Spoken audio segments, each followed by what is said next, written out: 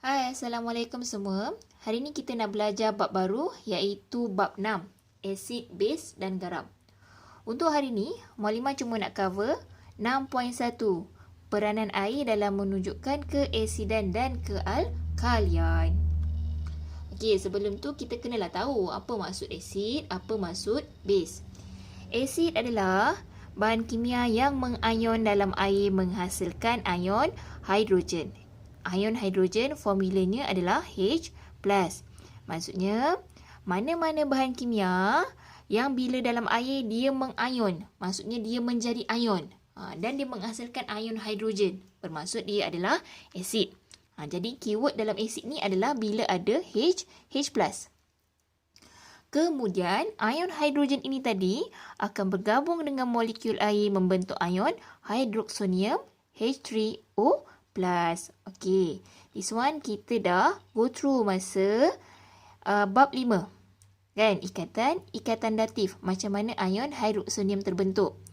Tapi, dalam bab ini, kita tak tulis pun ion hidroksonium dalam persamaan kimia. Kita akan tulis yang lebih simple iaitu sebagai H+ saja.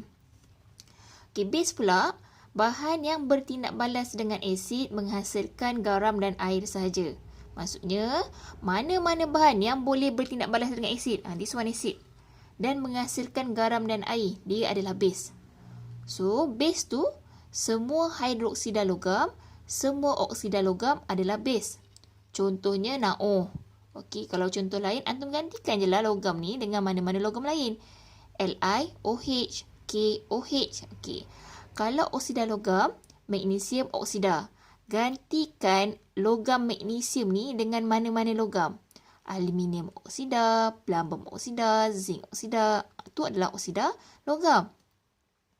Okey, alkali pula adalah base yang larut dalam air. Maksudnya tak semua base larut dalam air. Kalau base tu larut dalam air, kita panggil sebagai alkali. Jadi alkali ni subset kepada base. Okey, tahu tak subset tu apa dalam matematik kan? Jadi alkali tu dekat dalam. Alkali tu subset kepada base. Semua alkali adalah base, tapi tak semua base adalah alkali. Dapat faham? Okey ke? Okey, alkali adalah bahan kimia yang mengayon dalam air menghasilkan ion hidroksida. Formula bagi ion hidroksida adalah OH-. So, maksud bagi alkali ni sama je macam maksud bagi asid. Bezanya, kalau asid mengayon menghasilkan H+. Kalau alkali mengayon menghasilkan OH-. Okey, macam mana asid ni mengayon? Okey, dalam realitinya sebenarnya, contohlah, ini adalah asid hidroklorik. Asid hidroklorik bila mengayon dalam air, maksudnya bertindak balas dengan air, akan menghasilkan ion hidroksonium dan juga ion klorida. Tapi untuk lebih memudahkan penerangan, kita akan tulis macam ni je. HCl mengayon, tak payah tulis air. Mengayon menghasilkan H+ dan juga Cl-. Okey, seimbangkan. Senang je, antum keluarkan je ion-ion daripada HCl.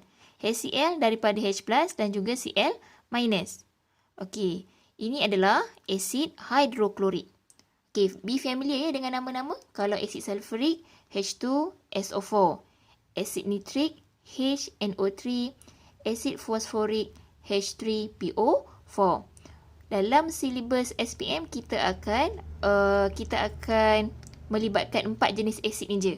So, kena tahulah kalau Mukadimah tanya, apakah formula asid sulfurik? Tahulah, H2SO4.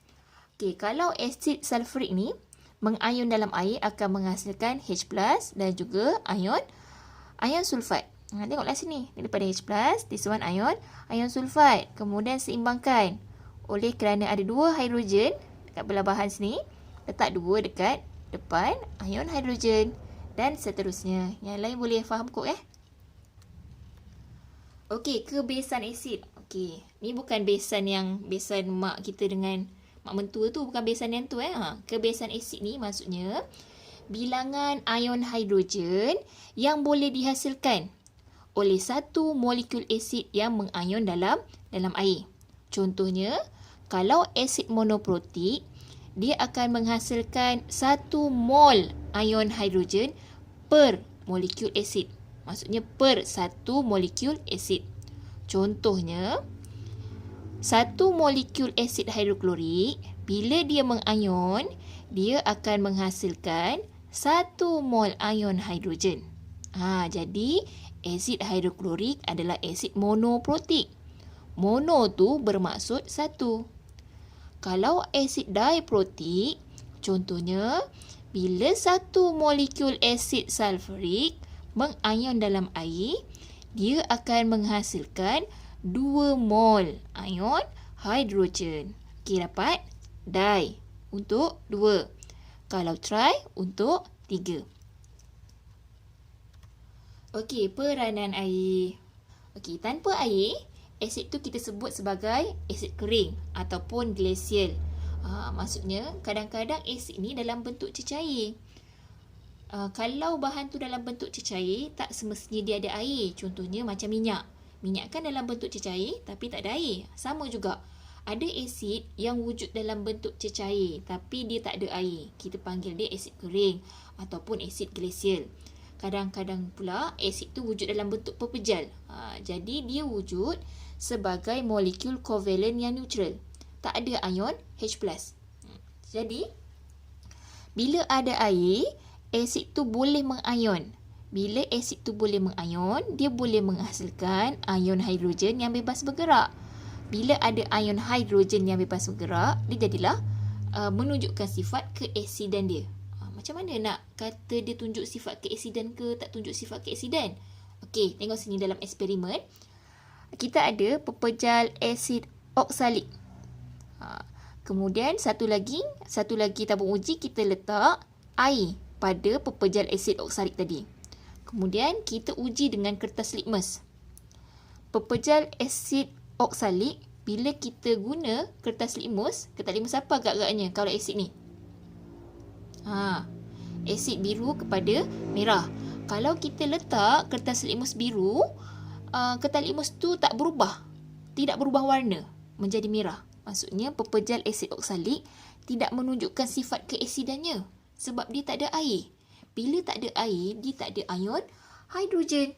Tapi kalau kita letak kertas litmus biru pada pepejal asid oksalik yang telah dilarutkan dalam air, maka kertas litmus biru bertukar menjadi merah. Okey, boleh faham ke? Okey, sifat asid. This one, untuk slide ini sebenarnya Anton dah belajar masa form 3, so maklimat tak ulang balik lah.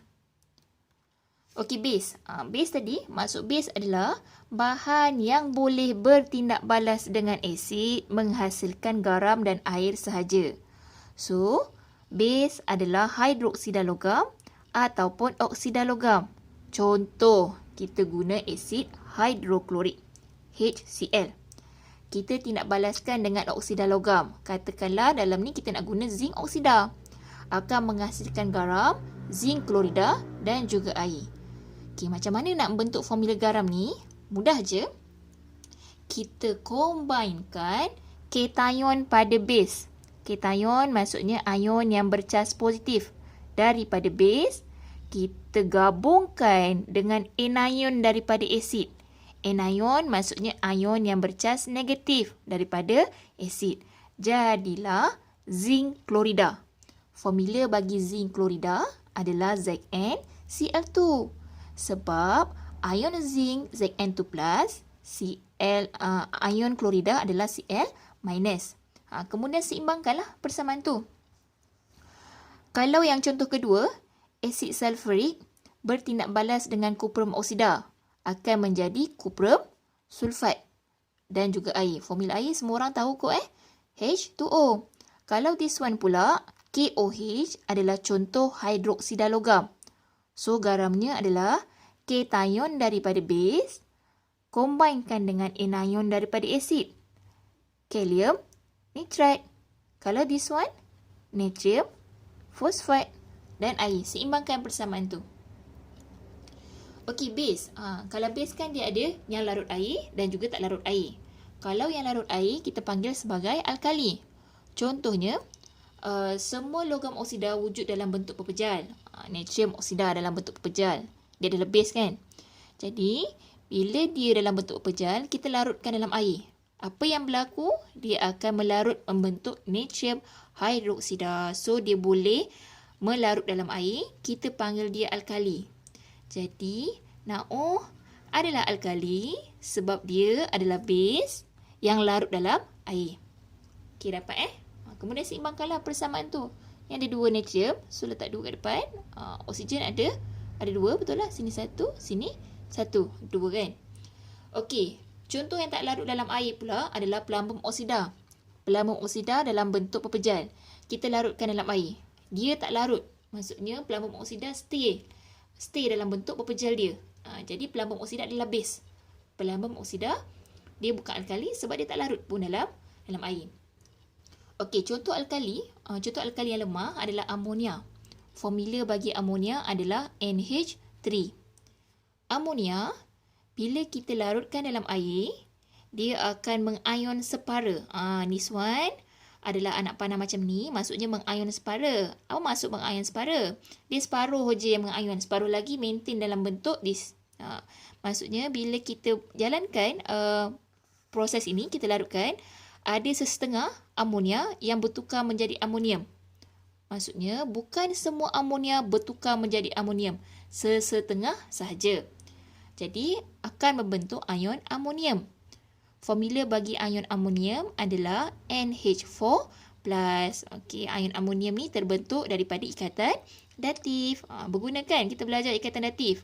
Dan juga ion hidroksida. Jadi amonia adalah alkali sebab dia mengion dalam air. Menghasilkan ion hidroksida. Keyword bagi alkali adalah OH-. Keyword bagi asid adalah H+. So, peranan air. Okey, alkali dalam keadaan pepejal tidak mengion untuk menghasilkan ion hidroksida. Jadi, bila ada air, alkali tu bolehlah mengion dan menghasilkan ion hidroksida yang bebas bergerak. Ini this one yang tau. Okey, katakanlah kita ada pellet natrium hidroksida NaO dalam bentuk pepejal. Tak ada air lah maksudnya. Kita letak kertas litmus merah. Tengok-tengok kertas litmus merah tak bertukar. Tapi kalau kita larutkan pellet ni tadi dalam air, kertas litmus merah ni akan bertukar menjadi biru. Okey, itulah maksudnya peranan air yang membolehkan alkali menunjukkan sifat kealkaliannya. Faham ke? Macam ni. NaO ni alkali. Tapi tanpa air, dia tidak boleh menunjukkan sifat kealkaliannya. Sifat kealkaliannya maksudnya dia boleh menukarkan kertas litmus merah kepada biru. Kalau dia tak boleh tukar merah kepada biru, dia tidak bersifat alkali. Okey. Itu je untuk hari ini. Semoga semua orang diberi kefahaman. Assalamualaikum.